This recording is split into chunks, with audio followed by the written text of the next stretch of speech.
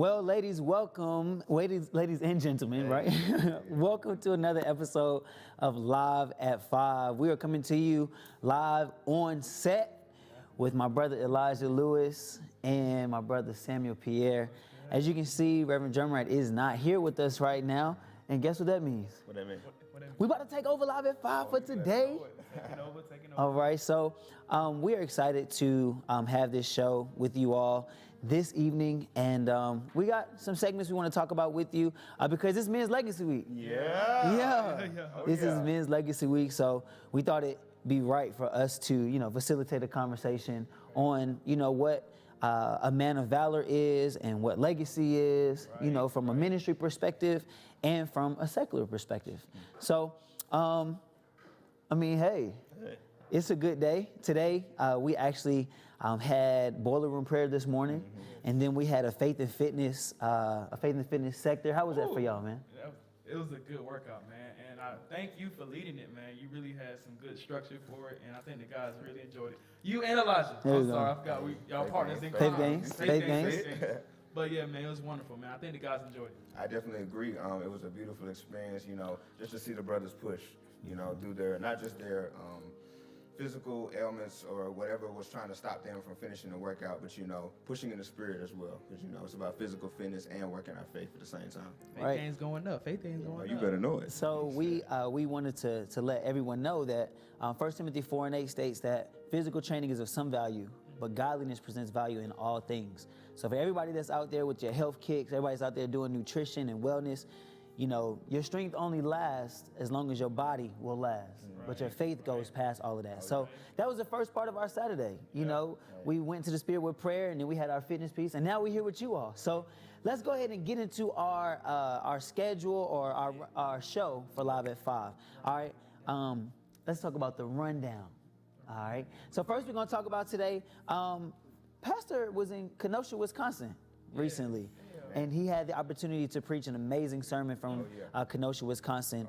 And he talked about from prison to the pulpit, from the prison to the pulpit. And one thing he talked about was real forgiveness and deliverance. So let's check out a small clip from that, and then we're gonna chop it up. All right, check it out.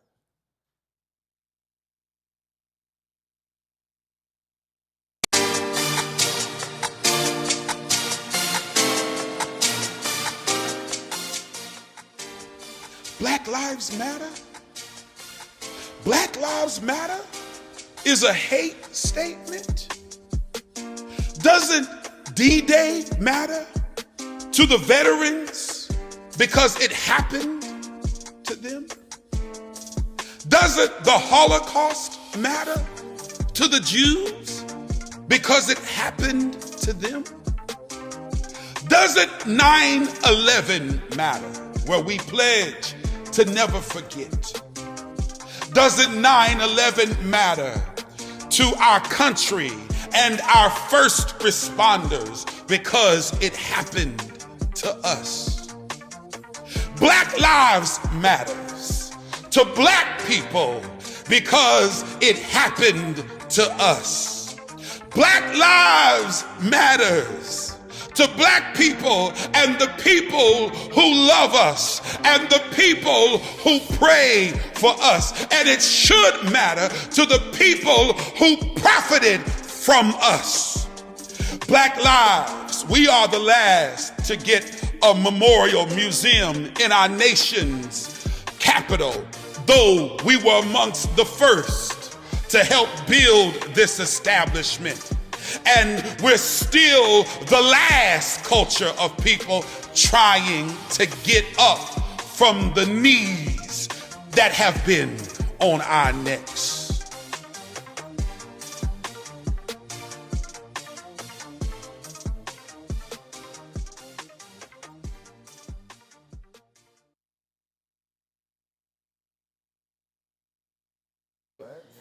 What are y'all thoughts on it? What are your thoughts on it? Go ahead, talk to me. Bro, the fact that he just pulled out, that people are really calling Black Lives Matter a hate crime. Right. Like, people are hating on the fact that we just want to be loved. People are hating on the fact that we need our freedom. Like, it's not even a want at this point. Like, we need it after so much fighting, after so much struggle. Like, it's a need that we are saying that we're in need of, that we're saying that is necessary for us, and people are just backing on it, and it just put everything in perspective for me, honestly. Yeah. Also, it's like a little upsetting, as you heard them just state that, they put up the Holocaust Museum, all that other stuff first before they even had a Black History Museum. So, just African American Museum.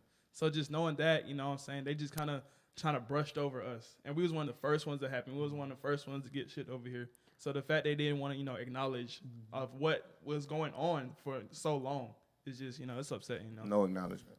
So I think the crazy thing is that when he said that Black Lives Matter is a hate statement, and I hear a counter statement from our community, all lives can't matter until Black Lives Matter. And I wonder, why is the statement Black Lives Matter so offensive to people?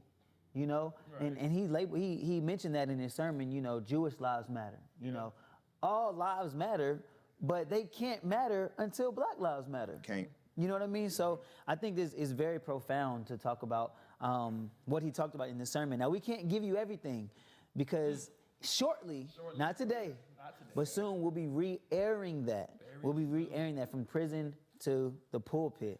All right, and Just that's an amazing sermon that we want you all to check out and to be on the lookout for. All right, if you're about social justice, if you're about Jesus justice, we're going to be talking about that sermon coming up, and you'll be able to see it here shortly. All right, so what are y'all thoughts on Black Trump supporters? What are your thoughts on, we've been seeing Black Trump supporters come out. I saw a commercial here recently with a Black couple referring to Trump. And, we have our own thoughts about it, just about Trump. And we can't say who to vote for, who not to vote for. But just to be able to see, those that are part of our community, right, supporting Donald Trump. What do you think about that? Man, I think it's wild. I mean, just think, he don't even think white supremacy is real. You know what I mean? It's like the real issues, the real problems that go on in the United States, he kind of just brushes over them. He kind of doesn't give it any acknowledgement. And it's just, and this is who you want to be your president, not to recognize what's going on, saying that Black Lives Matter is a hate thing, so it's just wild to me how Black people can really support him at a time like this, a time where he's not really showing us much support. So that's wild. I completely agree. I completely agree, Sam. Just the blatant disrespect of our people, not just our people, but people in general. You know what I'm saying? As you all know, like, Trump knew about COVID months before. He said November. Yeah, before it even hit. Like, he said he was going to run the country like he runs his businesses, but as we know, he treats people in his businesses, people of color, minorities, terrible. You know what I'm saying? And that's before presidency. Like, that's we've seen that up until now. You know what I'm saying? So right now, just seeing that people can literally bypass all of that, and it's all about money. That's really why they really rock with him. Because they believe he's gonna bring us more money. But it's deeper than that. It's about morals. It's about respect. It's about what can not just push our people forward, but push everybody forward. And he's not for the people, as we all know. Right. I think. Now, as we continue with Live at 5, y'all put y'all comments down there in the chat. How do you feel, about those that, support Trump that are from our community?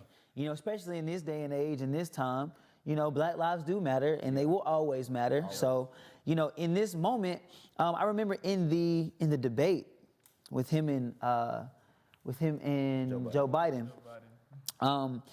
He was asked by Chris, the moderator. He said, "Would you be willing to tell the Proud Boys to stand down and to step back and to chill out?" And he said, "Proud Boys, stand by." I think he said, "Calm down and stand by," and then stand back. And in that moment, it was like, you're not saying what you need to say to let us know, the people, right? Yeah. The community of people. That we can trust you. Our community can trust you in this time. So I wanted to ask y'all, man, what did social justice look like before you got in this space? And when I say this space, I mean at the Citadel. I mean being led by Reverend Drumwright in social justice, understanding what social justice is. Did y'all have any exposure to that before being here? Yeah, I actually did. There's a video, I think it's still on my Instagram, where my friend and we actually linked up in Charlotte, and it was around the time when I believe Trayvon Martin was killed, and we linked up, and we were involved in a small protest where we went to downtown, like the epicenter of downtown, and we just screamed Black Lives Matter, and that's what we felt like we had to do. That's what we felt like we could do to posit our positivity and posit some change, as we've seen our ancestors do before. But if I can be honest, after that moment, it just went right back to just seeing the constant murders of our Black men and our Black women, just on TV, and just saying, that's a shame. Just being able to speak on it and not being able to put in action. You know what I'm saying? So beyond that small act that we did, which was powerful, before coming here, I didn't really have much exposure, if I can be honest. Yeah. Honestly, I didn't have no exposure at all. Like, all right, social justice, I didn't know anything about it. It was all just a blur to me. I wasn't woke. I really did not get woke until I came to this church. I was riding home with Pastor one time, and we was just talking, and he was just kind of breaking it all down to me, and it just made me realize, like, this has been around me this whole time, but I never, it was blind to me. I was blind to the fact. So, it wasn't until I got here doing all this social justice work this summer that I really realized how important it is to, to have our voice and to voice our opinions when it comes to stuff like this. So, yeah, I thank God that I came here and that, I'm finally woke to the situation and that, I can help change some things. And Sam, to that point, that just goes to show how pivotal this time is, It's at this point, I feel like Black people are really just at a boiling point, you know what I'm saying? To where people who might have been involved a little bit in social justice like me, or people like who have no exposure to social justice like you, like, we're in these streets. Like, we're really going city to city, all across the country, trying to show people, if y'all aren't gonna give us this change, we gotta force it. Yeah. You're gonna see us, you're gonna feel us, and we gotta make it happen. Right. So, in that, I personally wasn't well versed in social justice, right? I knew about voter registration. I knew, I went to HBCU because I felt more at home, and Aggie Pride, and I didn't know what it meant to fight for social justice, to fight for justice for my community. Now, I grew up in a household where, my parents told me, do what's right. What I'm saying? Make sure you get home. You know what I'm saying? Say, okay, yes, sir. Always. And I grew up in a household where we knew that the powers that be didn't look like us. Right? And it was crazy because growing up, to about 16 or 17 years old, I thought that was the way it was supposed to go. I'm supposed to shush up and, do what I'm told and let, people talk to me the way they want to talk to me. And it wasn't until I got here when I did my first march. Same. When I came to the Citadel, I had my first march. When I came to the Citadel, I worked my first polling site. You know what I mean? And it has changed my view and my perspective on what social justice is altogether. Right. And then going to Wake Forest, it was a whole nother realm because I went from an HBCU experience to a PWI experience. And that in itself, it's a change in culture. It's a change in thought. It's a change in perspective, right? And seeing my brothers and sisters in an undergraduate school having to create their own community, their own sense of self, in the midst of a larger community as minorities, it made me think, wait a minute, this is not how it's supposed to be. We're supposed to be able to feel welcome or, feel loved in this sector. And that's when the small side of social justice hit me. And then, like I said, the march came. And then it really hit me, So before coming here, I really wasn't well versed in social justice either. So we want to say thank you to Reverend Drumwright for that. Thank you for exposing us. Thank you for everybody out here exposing us to social justice. And we see you. We see you marching. We see you with your signs. We see you with your fists up. We see you. We see you supporting our community, all allies to our community. Remember, all lives can't matter until Black Lives Matter. All right. So let's move on. Wait, let me go ahead and plug this right quick. Go ahead, plug it. Plug it. October. 30th, and 31st. Oh, yeah. The I Am Change March for Justice. Yes, sir. This March for Justice is a march to the polls, and it's going to happen in Greensboro Friday, October 30th at 4 p.m. and Saturday in Graham, North Carolina. We all know what needs to go down in Graham on October 31st, Halloween. This is an opportunity for you to be somebody that has experienced a lack of social justice. We're going to, dress up as brothers and sisters who have experienced racial injustice, right? Police injustice, who've been killed, murdered because of racism and bigotry, right? We'll be the Breonna Taylors and the Trayvon Martins and the George Floyds of that day because they helped invoke change in our community, and we're going to stand in their stead to march to the polls. So join us. All right, you'll register. You can go to j4tng.org, j4tng.org to register and become a part of the J4TNG family community as we march to the polls together. All right? All right, let's keep moving. Let's do it. Like I said, it's Men's Week. And one thing I noticed, we dived into worship yesterday. We did. That was Man, what? a smooth time. Into worship. We was out there teed, man. We had our own beats, we had the congas, we had everything going. Fire pit. Let's, I know we know this experience, but I think we have something to show you. Check this out. Men in worship.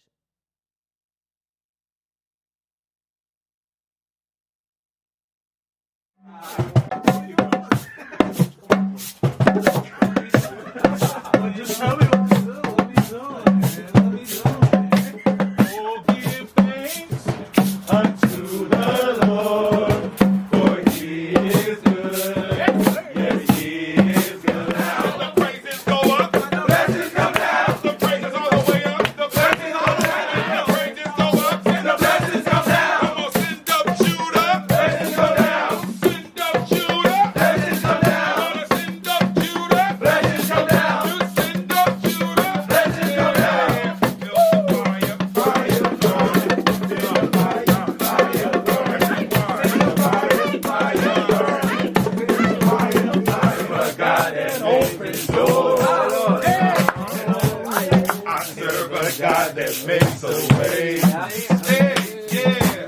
I serve a God that saves the day. Hallelujah! Hallelujah! Hallelujah! glory to you, Hallelujah! glory to you, Hallelujah! glory to you, Hallelujah! glory to you. Hallelujah! Praises go up, blessings come down. Praises go up, blessings come down. Praises go up, blessings come down. We live blessed. Come on, we look blessed. Come on. He look blessed. He look blessed. We look blessed. So today I woke up. Thank you, Yahweh. God, you get the praise. Oh, we bless your holy name. We're giving you the highest praise. This is a new praise. Yeah. And we thank you, Lord, because it's a new day. Hallelujah. Yahweh, you get to Oh, God, we know that you have not forgotten about your children. Oh, yeah, and we know since. So, Holy Ghost, you know you've been in there. We give you all the praise. The highest praise goes to Yahweh. The highest praise goes to Yahweh. The highest praise goes to Yahweh. The highest praise goes to Yahweh. The highest praise goes to Yahweh. It's like a preview to the prayer retreat. 'Cause like that stuff like we just did that happen at the prayer retreat. That's what it felt like. Yeah. Do that again at the prayer retreat. Yeah, we should do a little fireside at the prayer retreat. Part two coming to you soon.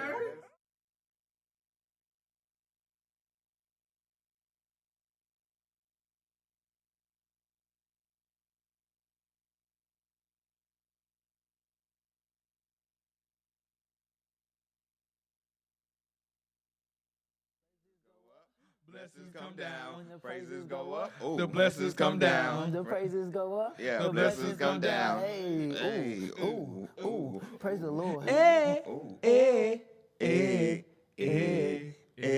Lord. Hey, rate us 1 through 10. How that sound? I Hey. want to know. Hey, drop I in want the to know. I want to comments. know. Drop some. Yeah, we drop. Album coming soon. Album coming soon. You know? November, right? November. Yeah. All right, yeah. Because of social justice, we had to push it back. You know what I'm saying? But we here. Disciple Life, Volume 3, coming to you soon. It's called Sight Life. Disciple Life. Disciple Life. Disciple Life. Life. Disciple Life. We got to come together on the title, y'all. We don't even know what we're going to name this thing. That's wild, ain't it? Anyway, check it out, y'all. We were able to go into worship this week. All right, for our Fireside Friday, it was a part of our men's week, and we sat outside and we worshiped together. And we had s'mores. S'mores. You ever had a s'more before? Like maybe 2 times, including last night. So 1 or 2, you ever had a s'more This is before? my 3rd time in my life Having a s'more. having a s'more. They were great. I don't even like chocolate. All right, so let's talk about worship, all right? Let's talk about worship in general. So coming together as brothers and experiencing the Lord from a perspective outside of the church itself. We were the church yesterday, right? We were the church. But we realized that a lot of friends that we may have or brothers or people that we talk to that are close to us may not be as versed in worship, right? May not understand the importance in worship. So, I mean, like, I want to ask y'all, man, why is it so hard for brothers like us to worship? What makes it so hard for us to worship? Well, I know for me, I thought worship had to look a certain way. So, like, when I first came to church, I would see how people worship. I thought, so if we worship, we kind of have to look like that. You know what I mean? It wasn't until I realized, that if you could worship, when you could worship him, but in your own way, you know what I mean? You could do your own thing. I like to dance. So usually when I'm worshiping, I'm grooving a little bit, you know what I'm saying? I'm vibing, you know what I'm saying? I'm getting in tune. So when I realized that, you could worship in your own way, I know that's when I became, I love it, you know what I mean? But I know that's what stopped me in the beginning because I thought worship had to look a certain way. True. Bro, if I can be honest, man, Sam said he like to dance. I don't dance. I don't know how to dance, you know what I'm saying? Hey, look, I mean, it's hard to hit the 2-step in church, you know what I'm saying? Real fact. Right. But nah, seriously, and that comes with a little bit of embarrassment, when I'm put in situations where I have to dance, I mean, you also look weird when you're not praising God, and I want to praise God. Like, I want to praise God in my own way, but coming into the Citadel, coming into this brand new worship experience, that I've never experienced before, I had to find my own way. So I feel like it was hard for me because I just felt a little embarrassment, breaking out of my shell, really. Trying to find my praise. Yeah.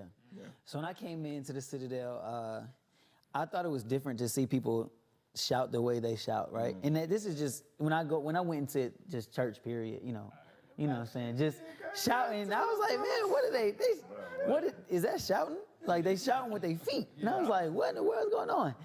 And I'm sorry, I'm not sorry to say this, but instead of shouting, I worked out. I used to go to the back of the church and do jumping jacks and push-ups as my praise. Literally.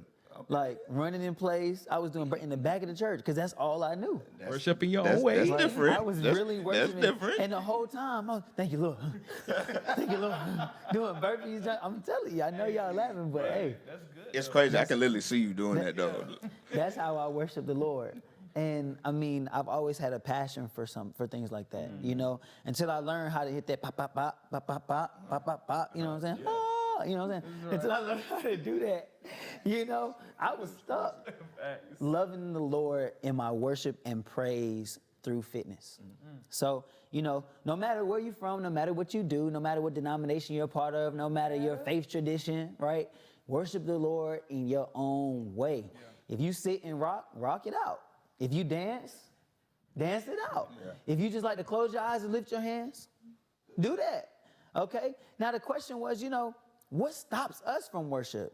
And you touched on that. Men feeling embarrassed. Men, not really, not being as vulnerable. Yeah. You know what I mean? That's one thing that we see, with ladies, they can get vulnerable. They tear up, they cry, they go straight into the presence of the Lord. And one of our sisters said, that maybe men just struggle with intimacy altogether. And that's a question. That's a question for y'all. Do y'all believe that men struggle with intimacy? Fellas, that's on live right now. Do you believe that we struggle with intimacy? Right? Can we have that type of experience with God? Let alone, are we faking that experience with secular relationships, platonic, romantic relationships? Are we really being intimate? That's a question to ask. I mean, that's real, bro. I mean, if you really look at it, we all know as men, we struggle with commitment. You know what I'm saying? And it just, a lot of things that happen in the natural transcends to the spiritual. You know what I'm saying? We struggle, being there, showing up, and, bringing our all into things, not just relationships, but, classwork, schoolwork, our ambitions, our goals, it all connects, you know what I'm saying? And I feel like it just shows in our relationship with God as well, and that's why we struggle in worship, and that's why we struggle, just letting it all go, because we don't know how to put our all in. We don't know how to come with our all and just, submit ourselves to the process.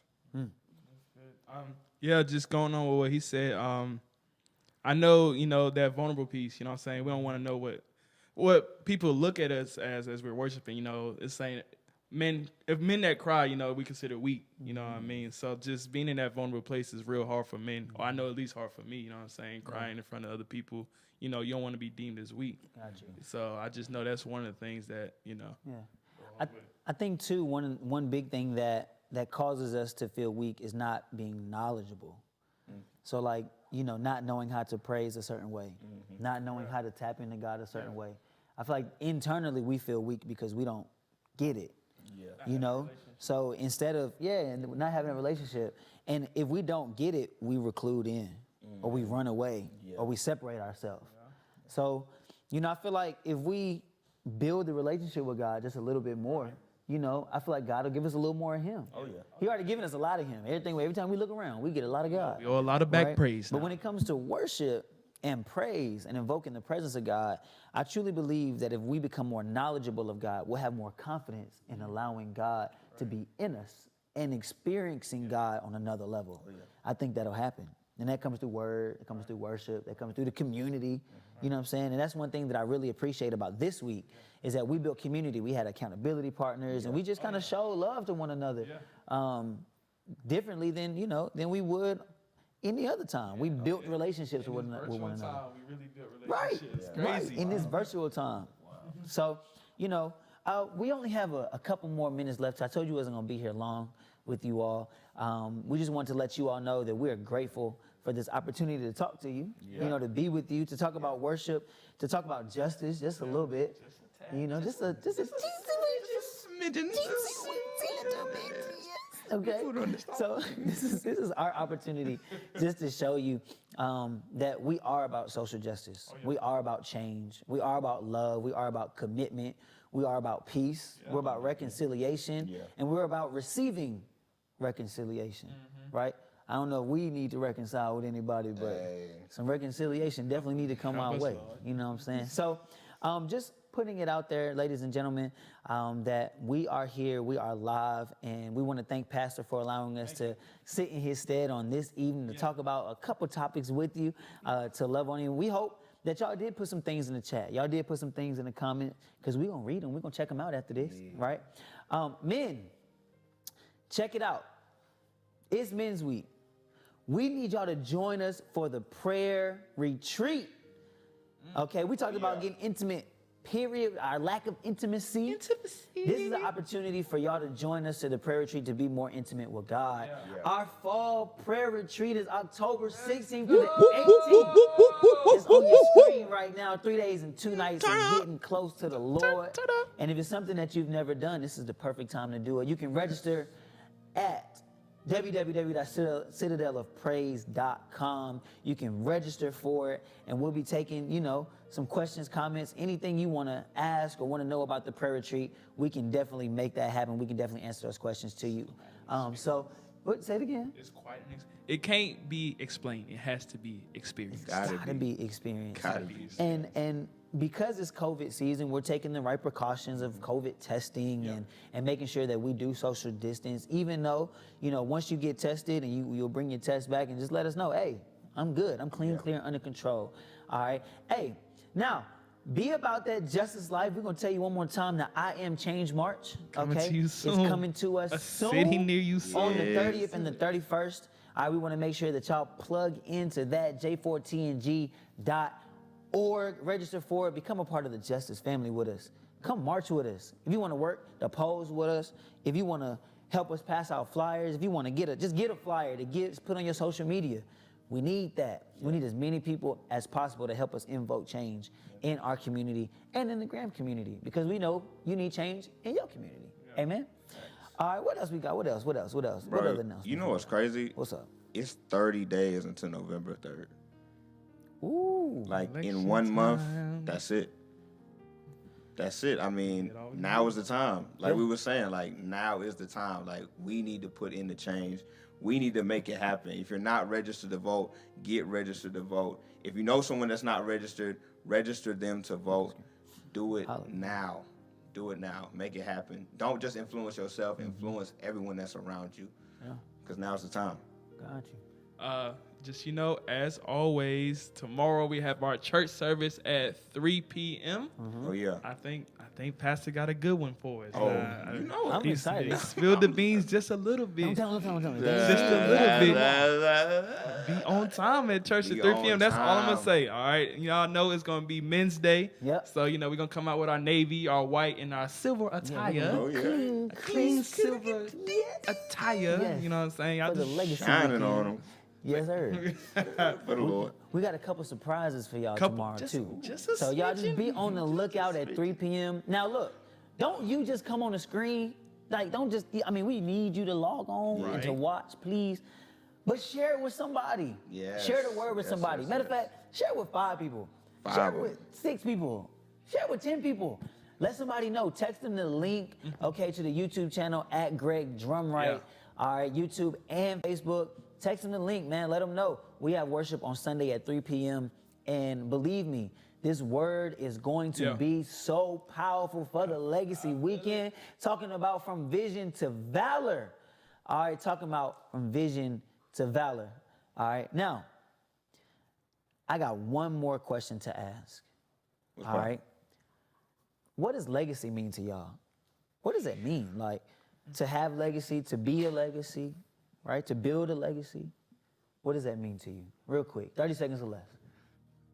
Legacy to me means living, I can't remember how Pastor phrased it, but living life with purpose and not on purpose. Okay. So, just kind of like leaving your stamp, knowing that I did everything I could to impact not just myself, but others around me. Smooth. And that other people can take what I did and that could give them hope and that could give them motivation to keep pushing through whatever trial, tribulation that they may be going through. So that's what legacy means. Got you. Oh yeah, legacy. I believe it's just the continuation of something great. Just continuing to, like Sam said, leave your stamp. And, making sure that it continues forth and it goes forth. A lot of people don't know this, but I'm actually a 3rd generation Aggie. My grandfather got his master's of business from A&T. My mother got her undergraduate in communications, and now I just graduated with a degree in economics. So, that's 3 generations of my family. And my grandfather, who was a strong black man, he wasn't nobody famous. He was special to us. And, he left a lasting legacy of the continuation of just striving to go higher and be better. So, he led that example for me, and I want to lead that example. That's what I'm talking about. Yeah. Legacy to me, it means doing something with someone else in mind. It's deep. Doing something with somebody else in mind, your successor in mind, your son, your daughter in mind. All right, so we just want to make sure, that as you tune in next week, next week. You better tune in next week. When you tune in tomorrow at 3 p.m., that you have legacy on your mind. Have thoughts of what legacy means to you. And be prepared to hear a word on legacy from vision to valor. That's our theme for this week. Ladies and gentlemen, we want to thank you again for watching. Thank you. Live at 5 today. Hold on. What? You can't forget. What? We built the wall. Yeah. Oh, Yo. yeah. I just Turn wanna up. say, I know we said it this morning in prayer, but we were able to reach our goal Yes. for 20,000 for the LED wall, and now we're moving towards meeting our entire need. Okay, so we just want to say thank you all to everyone who was able to help with the wall, to help us build the wall. Okay, but we met our goal. Now we're going for the need. All right, now, man, let's close this out, man. It's time to go, man. I'm hungry. You hungry? So I skipped lunch. You didn't eat lunch?